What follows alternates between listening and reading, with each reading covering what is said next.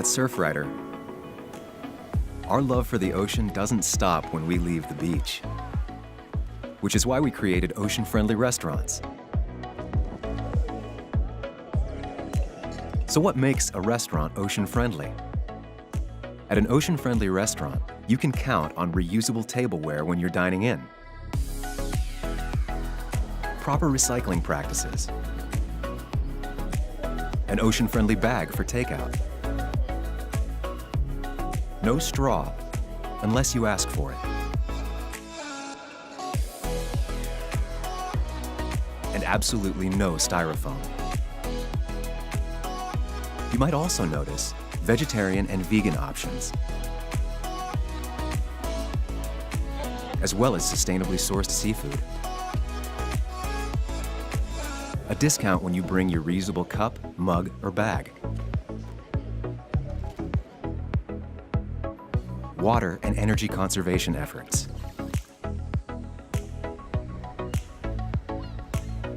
And no beverages sold in plastic bottles.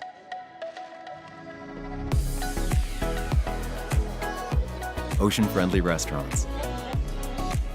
Letting go of the things we don't need to protect the things we do.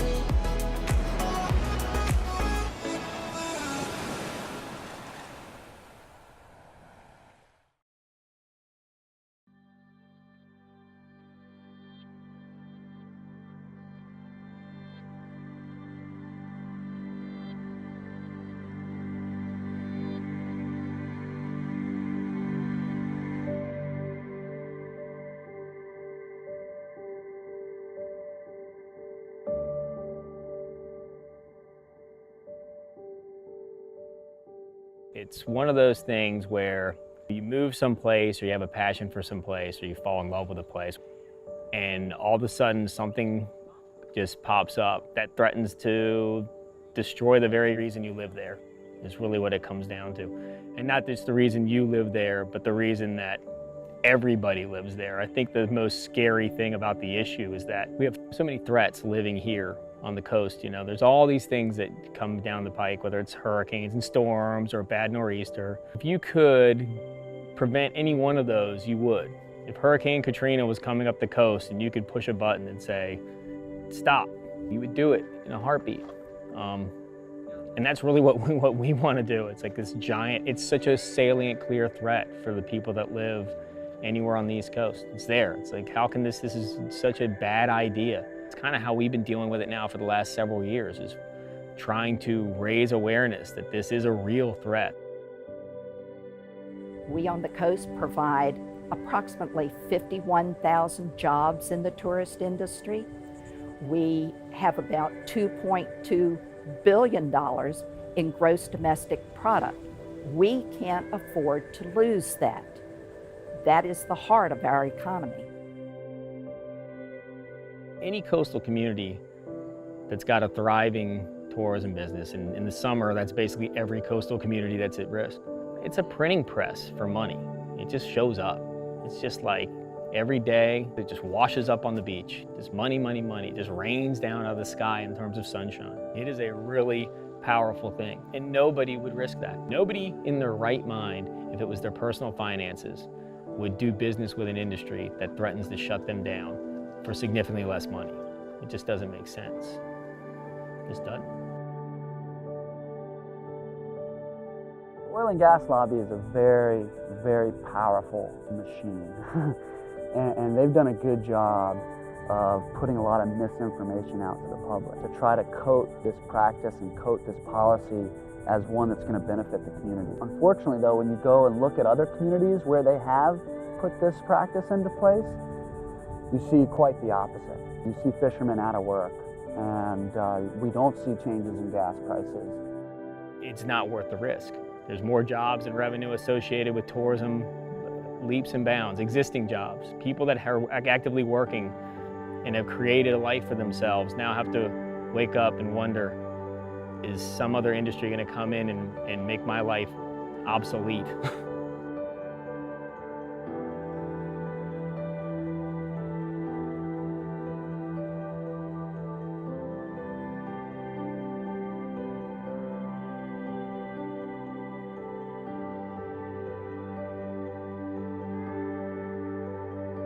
Our renewable resources are here. They're on American soil. They're maintained by American workers.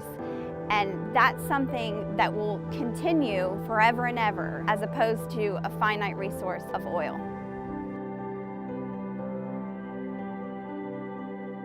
We've got a very short, finite supply of oil and gas off of the East Coast, whereas we have an infinite supply of sun and an infinite supply of wind. So why not tap into those things that we know we have an infinite supply of that can provide us long-term energy solutions for our entire country? So, let's create jobs and let's invest in those types of long-term solutions that have much less dangerous impacts to our communities. I think people who live inland of here don't see it as their issue. They don't realize that the public revenues associated with tourism are 2.5 times what they are with drilling. That's public money. The politicians who say they want to do this, the industry execs who say they want to do this, don't have to worry about not eating when things go wrong. They will still get a paycheck. They won't wait 5 years like BP. They won't wait 18 years like the Valdez. They will go back to work and not have to worry about it. The people on the coast will have a very long, difficult, painful situation to deal with.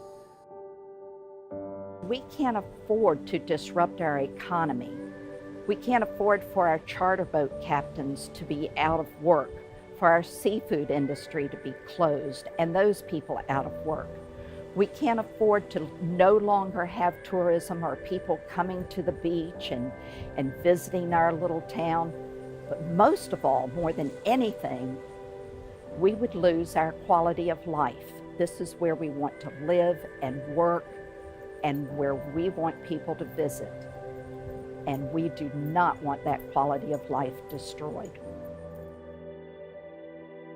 We as people can all work together and do a little piece, but have a huge impact. That's really what it's about.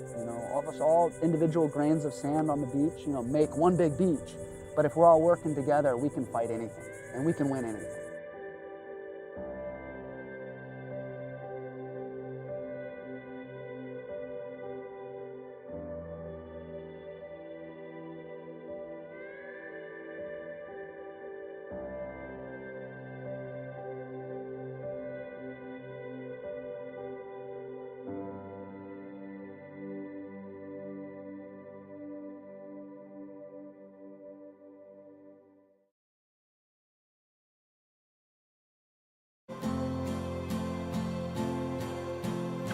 Long live first-timers.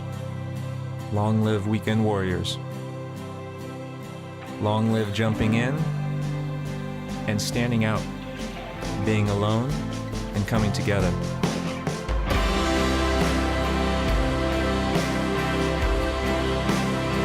Long live the beach.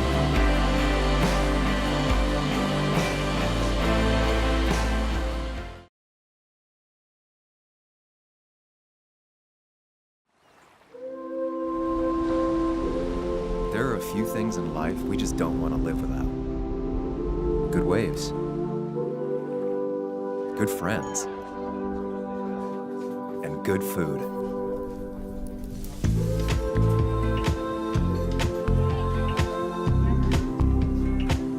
But we can't live without clean water,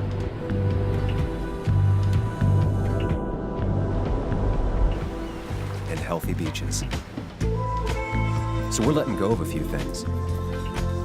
We're trading in our single-use plastic disposables for long-lasting reusables. And when life has us on the go, we're saying absolutely no to styrofoam. No more harmful plastic straws.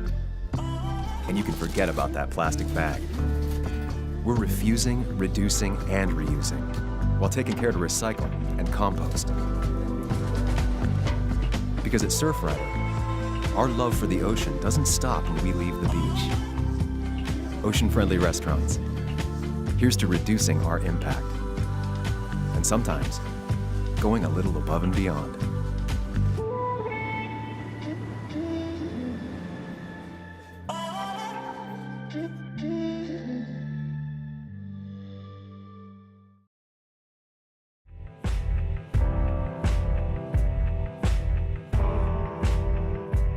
this is Chad Nelson, the Surfrider Foundation CEO, and as we wrap up 2017, I'd like to talk to you about some of our accomplishments.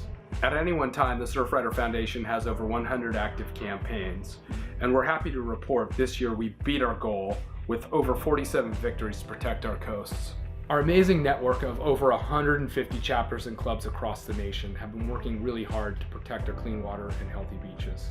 Some of our accomplishments for 2017 include stopping harmful seismic blasting in the Atlantic, funding the Beach Act, which supports national water quality monitoring to ensure that it's safe to surf and swim in the ocean, banning foam in Maui and on the Big Island in Hawaii, and achieving some really important beach access wins in Miami Beach and at Martins Beach in Central California. Looking forward to 2018, our ocean and coasts are under threat more than ever. Our focus for 2018 is really all about protecting clean water and healthy beaches. On the clean water front, our priorities are to ensure that beach water quality monitoring is conducted around the country, including getting volunteers involved through our Blue Water Task Force program. We also intend to support our 25 local campaigns, like our efforts to stop U.S. steel from polluting a local surf spot in Indiana. And for healthy beaches, we're focused on reducing plastic pollution by banning foam in California, single-use plastic bags in Massachusetts, and adding another 500 restaurants to our Ocean-Friendly Restaurants program to reduce single-use plastics in the hospitality industry. At the same time, we'll be ramping up our efforts to stop the Trump administration's plan to open our coast and ocean to new offshore drilling. There's no question we have our work cut out for us in 2018, and your support is vital to ensuring that we can maintain clean water and healthy beaches. From everyone here at the Surfrider Foundation, I want to thank you. We couldn't do this without you.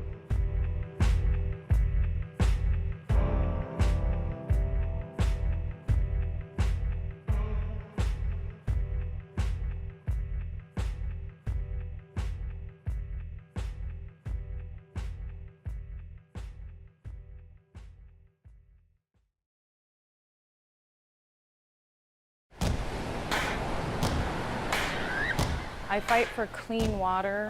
The ecology of the beach, the environment of the beach. I'm fighting for a more engaged general public. Erosion, rising sea levels, and the impacts of development. I'm fighting to keep our oceans clean and safe for the next generation. What we're trying to do is create the connection between what you do in your daily life and how that affects our local water quality.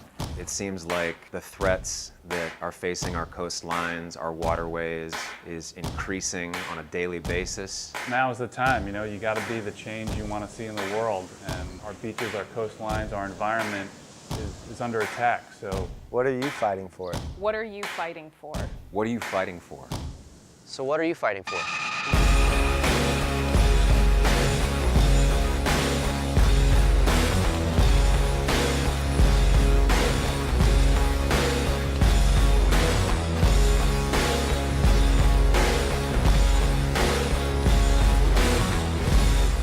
Join us and become a part of the solution.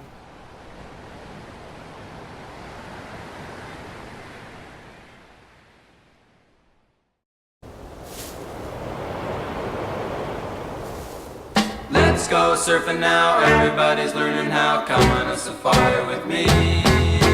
Come on a safari with me. Early in the morning we'll be starting out. Some honeys will be coming along. We're loading up our woody with their boards inside and heading out singing our song.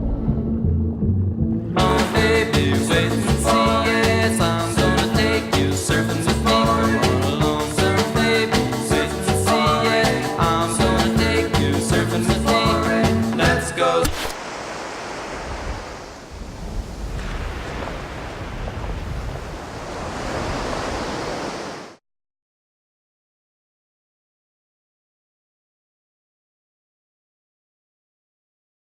Hi, I'm Paul Herzog. I'm the coordinator for Surfrider Foundation's Ocean Friendly Gardens program.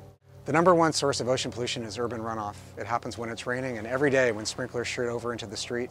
Once water gets into the street, it picks up pollution, goes to a storm drain right to the ocean untreated. It seems like an insurmountable problem, but it's not. Surfrider created the Ocean Friendly Gardens program to capture that water and filter it and use it as a source of irrigation. We have great tools and resources for our chapters to do education, hands-on workshops, and affect public policy. There are many ways to get involved with the Ocean Friendly Gardens program. To learn more, go to surfrider.org.